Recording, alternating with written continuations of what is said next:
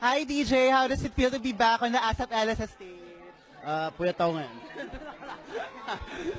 De, ayun, syempre masaya. At syempre Christmas time na ngayon. Ba't wala ba picture ko dito? Kanina ko pa inaano. Pakita mo, pare. Kita mo, wala ako. Andito sila. Andito sila. Lalagay namin, huwag kang mag-alala. Andyan yung nobya ko. Ako wala. Ano to? De, masaya. Syempre, long time din ako hindi nakapag-asap. And Christmas time, masaya nung vibe. Dami masaya yung mga tao. Nagkamali nga ako eh. Mga dalawang beses kasi kinakabahan ako. Tsaka ang hirap kumanta kasi nakikita mo na nakakaiyak yung mga storya ng mga... Ano man sabi mo sa kwento? Tapos ang sight sa lalamunan. Hindi, ang ganda. Yung nanay ni brother na ano, nagbabike, pedicab.